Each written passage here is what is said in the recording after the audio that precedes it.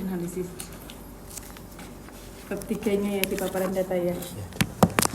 Disesuaikan dengan unit analisis. Ya.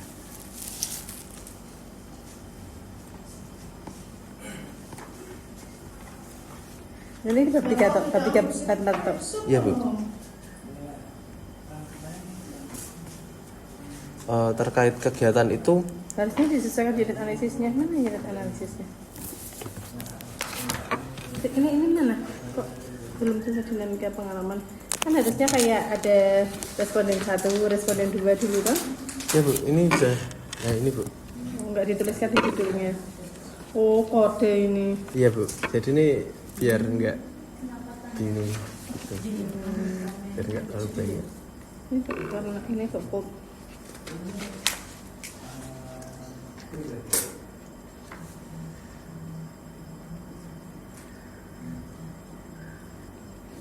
ini digabung antara responden 1 Iya.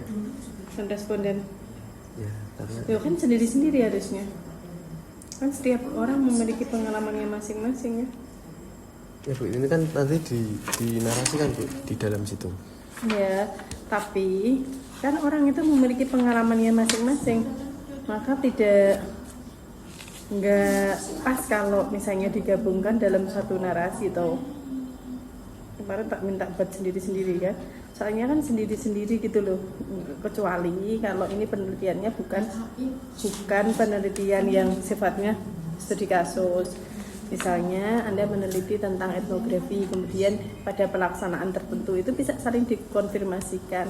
Tetapi kalau pengalaman, kalau ini harusnya sendiri-sendiri dong. Dinamika spiritualnya itu nggak bisa digabung antara responden 1, responden 2, dan responden 3 itu nggak bisa digabung, harusnya sendiri-sendiri. Responden 1 itu seperti apa, responden 2 itu seperti apa, responden 4 itu seperti apa. Ini kan sendiri-sendiri di sini latar belakang dinamikanya pun juga mereka sendiri-sendiri ya. Harusnya sendiri-sendiri lah. Kasuistis kan beda pasti Sadam dengan saya ketika saya sholat misalnya.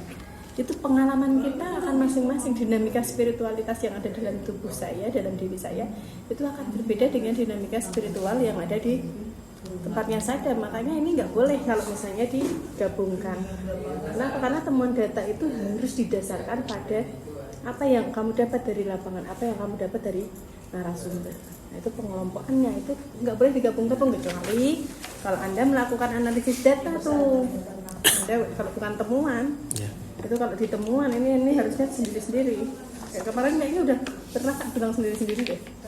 Ya, kemarin karena itu, Bu, terlalu sedikit, makanya saya gabung gitu, Bu. Iya, enggak dong. Ya, terlalu sedikit jadi eksplorasi, makanya butuh eksplorasi.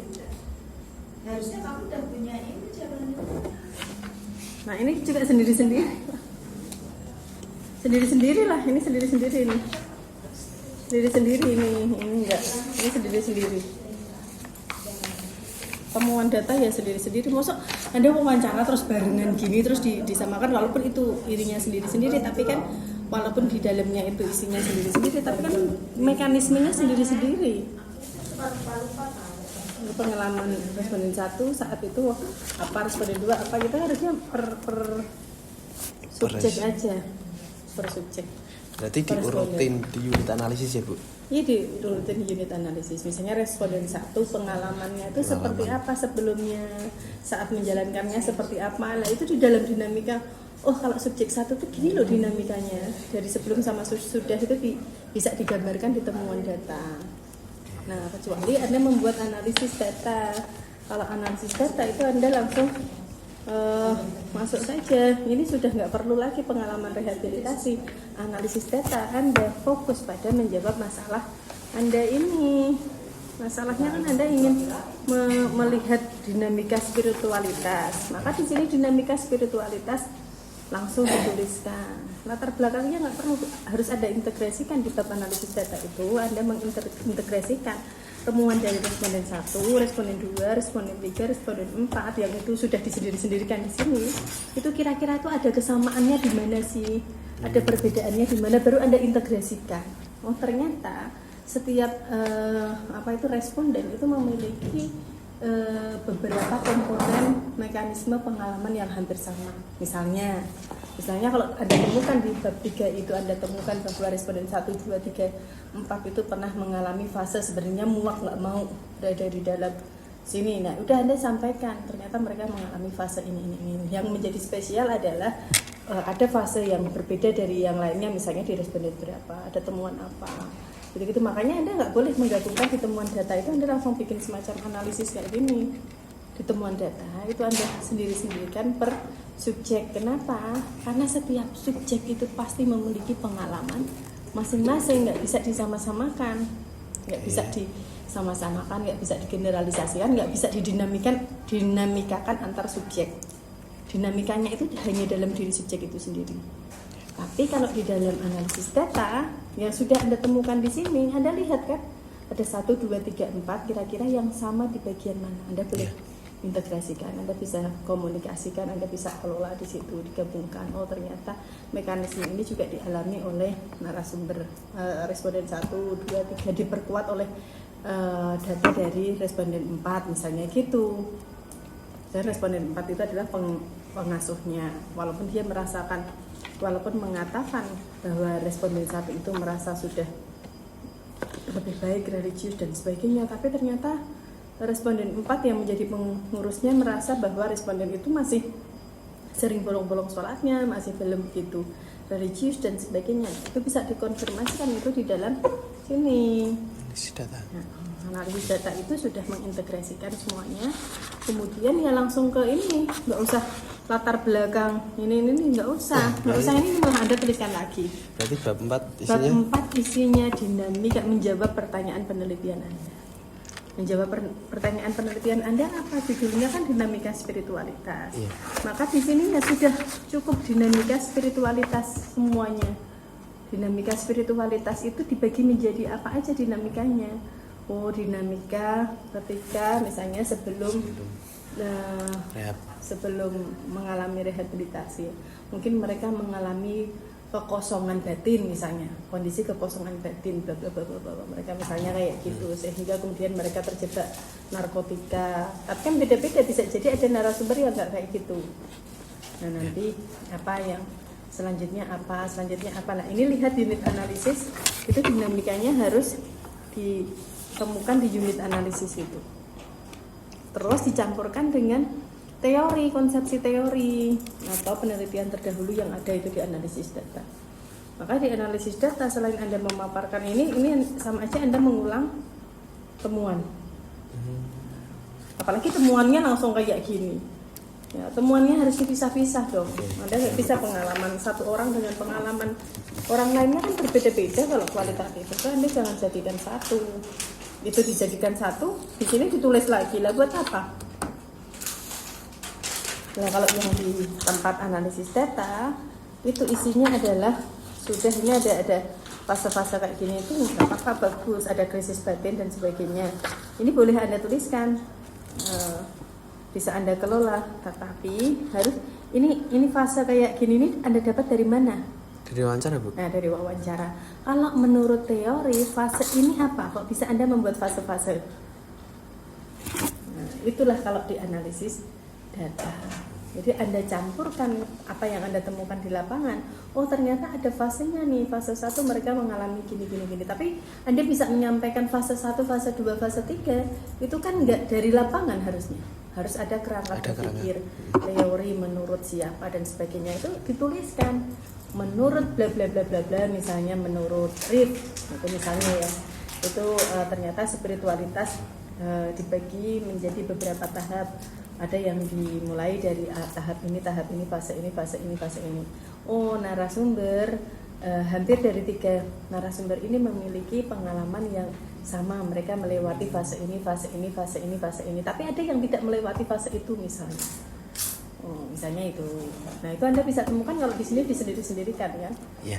Nah, ini nanti di analisis data, ini juga harus ada dicampurkan dengan teorinya mana, temuannya apa gitu. Jadi analisis data itu mengintegrasikan atau membedah temuan Anda berdasarkan perspektif teoretik atau penelitian terdahulu. Maka di sini harus ada referensinya. ada referensi, tapi tidak sekedar referensi. Referensi ini digunakan untuk membedah temuan Anda di bab 3. Nah, kalau di sini udah nggak usah dikelompokkan per subjek. Kalau di sini diintegrasikan gitu loh, per tema misalnya. Misalnya pada fase 1, oh ternyata fase 1 ini kalau dirasakan oleh responden 1 bentuknya seperti apa. Responden 2-nya seperti apa, responden 3-nya seperti apa. Tapi kalau di sini itu sudah benar data per subjek, per responden yang bab 3 dan semuanya seluruhnya dari lapangan. Ya. Kalau ini ada fase-fase ini kan nggak seluruhnya dari lapangan harusnya. Anda harus bisa menyampaikan nih secara lain faktor sosial bekerja melalui 2 mekanisme utama. Ini gimana? Lingkungan sosial. Ini dari mana?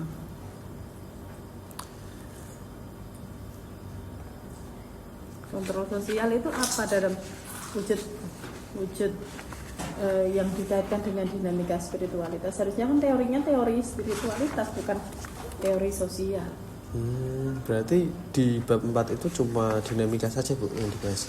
Ya dinamika ya Anda boleh menjadikan pengalamannya responden ini, tapi konteksnya adalah dalam membentuk dinamika spiritualnya gitu loh, diintegrasikan.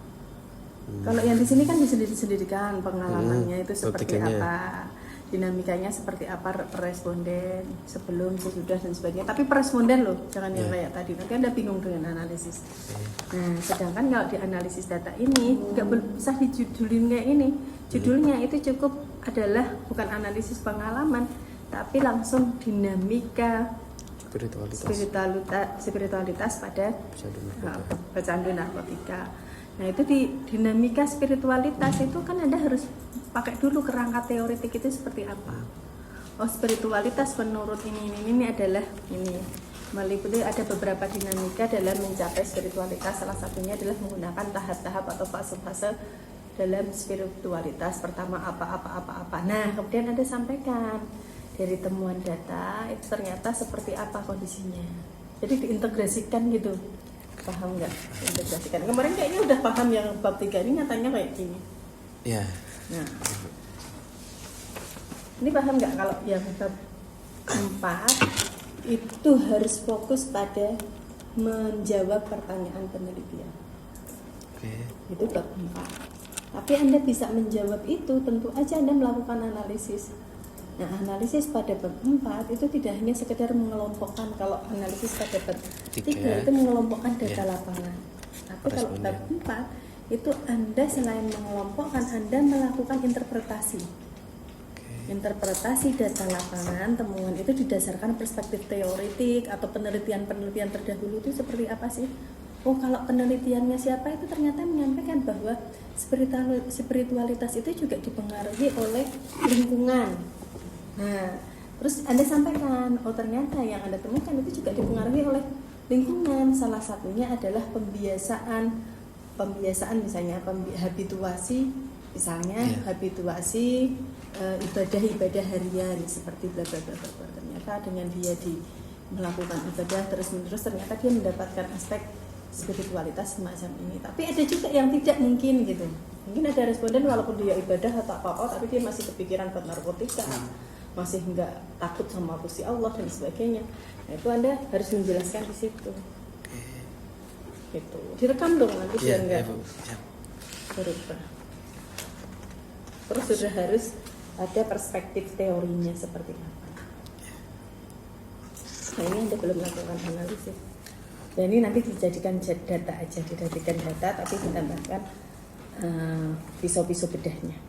Terus dikelompokkannya kalau yang di sini sudah dijadiin satu tapi khusus pada dinamikanya. Dinamika saja. Nah itu jawaban Anda dinamika saja. Nah ini kalau misalnya ada pengalaman dan sebagainya masukkan ke sini.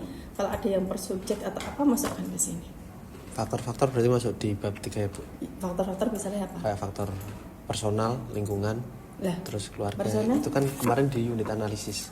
Unit analisis ada, ya. Tetapi itu semuanya harus data lapangan. Misalnya faktor yang mempengaruhi di apa itu masuk di bab 3. Ya pokoknya bab 3 itu semua data yang ada di unit analisis, cuman hasilnya adalah hasil data lapangan. Kalau bab 4 itu data lapangan Anda bedah dalam sudut pandang teoritik. Jadi data lapangannya sudah nggak mentah lagi. Kalau masih ada kelompok-kelompok kan berarti mentah tuh. Iya. Nah kalau di sini tuh sudah ada simpulannya itu seperti apa. Oke. Terus dicampurkan dengan teori.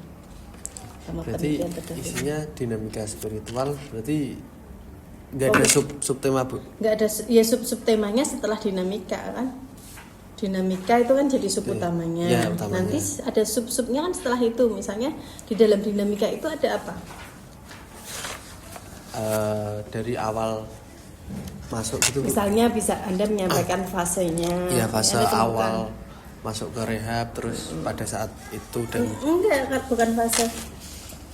Fase awal itu kan kayak pengalamannya. Anda menceritakan Ya. pengalamannya. Nah ini Anda menceritakan spiritualitasnya. Anda bisa Spiritualitas. tahu spiritualitas, dinamika spiritualitas. Kalau Anda tahu teorinya, kira-kira aspek di dalam spiritualitas itu apa aja? Apa aja? Aspek spiritualitas apa aja? Kalau Anda meneliti tentang spiritualitas, Anda nggak Iya, paham Bu. apa? Ada dimensi di sini juga ada tuh. ya dimensi spiritualitas. Nah, bagaimana hubungan dia dengan Allah? Bagaimana hubungan dia dengan dirinya sendiri? Bagaimana hubungan dia dengan sesama? Nah, itu Anda harus jelaskan. Bisa juga hal-hal yang lain, misalnya spiritualitasnya. Ini kan Anda pakai tasawuf nih. Nah, tapi kalau pakai tahali tahali. tajali itu keberatan untuk membahas itu. Masa membahas tahali tajali di orang pecandu, ya Anda gunakan spiritualitas, dinamika spiritualitasnya nggak usah yang mendaki-daki lah. Ya hubungan dia dengan Tuhan itu seperti apa sebelum, kemudian ketika dia mengalami rehabilitasi seperti apa kan itu bisa dicari. Bisa Anda temukan dari bab 3 Anda kalau bab 3 Anda lengkap. Nah, hubungan dia dengan sesamanya, mungkin tadinya apatis kemudian dia menjadi seperti apa. Terus untuk di bab 3 yang awal Bu, itu kan ada struktur organisasinya itu di foto aja gak apa-apa Bu? Ya nggak apa-apa, itu kan cuma buat konteks toh. Iya, di depan. Nggak apa-apa, ini kan Ya. cuma buat konteks saja. Terus kegiatannya juga nggak apa-apa. Ya nggak apa-apa, ini kan cuma buat konteks, istilahnya itu setting penelitian atau lokus penelitian. Ini harusnya malah ini tuh dimasukkan bab 4-nya tadi itu dimasukkan ke bab ini oh.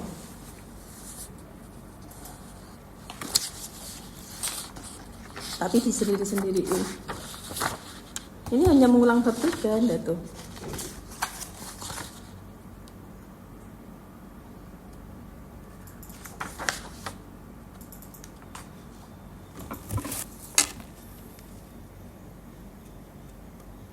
Ini mah bukan spiritualitas yang Anda gali, ya ada dukungan sosial, ada ini. Coba deh. Nah, ini harusnya perubahan spiritualitasnya itu seperti apa? Ini kalau dilihat dari segi ibadahnya, berarti kalau dari segi ibadahnya itu hubungan dia dengan Gusti Allah itu harus Anda lihat. Bagaimana kondisi batinnya, bagaimana hubungan dia dengan Allah, praktik ibadahnya seperti apa dan sebagainya. Terus hubungan dia dengan manusia seperti apa? Implikasinya apa?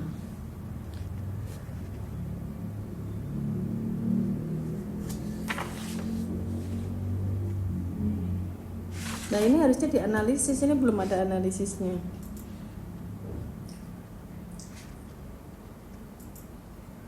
Analisisnya kenapa kalau orang mengalami semacam ini tuh kenapa dalam konsep teori itu kayak gitu loh. Coba Anda baca-baca deh. Analisis saya pusing mau memberitahu ke Anda. Soalnya ini gara-gara kemarin sudah saya berikan arahan kok ini kayak gini. Oke, bab 3-nya berarti sendiri-sendiri ya Bu? Bab 3-nya sendiri-sendiri. Bab 4-nya analisis kayak gini masih boleh tapi fokus pada dinamika spiritualitas. Tapi jangan cuma data lapangan toh Anda analisis. Oke. Harus ada apa? Teori dan penelitian tertentu yang terintegrasi. Oke. Nah ini kalau nggak ada teorinya Anda jadi nih kayak ini nih penelitian Hiblir tentang mujahadah misalnya bahwa bacaan ini meningkatkan ketenangan hidup, makna hidup.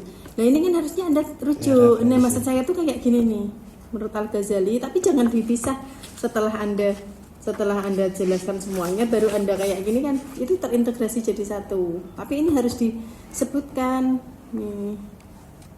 Ini kan Anda nggak ada sitasinya. Sitasinya disebutkan. Terus ini, kenapa kok dia lebih tenang setelah dia melakukan zikir, dia beribadah lebih ketat, kok ternyata hatinya lebih tenang, dia menjadi apa-apa kayak gitu.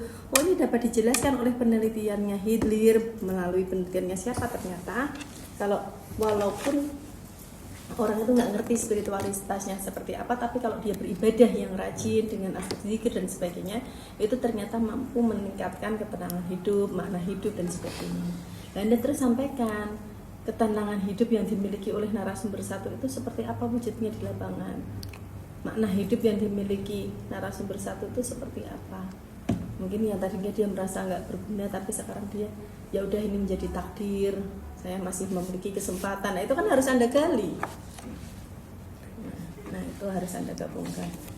Jangan asal ngomong kalau nggak ada apanya referensi. Oke.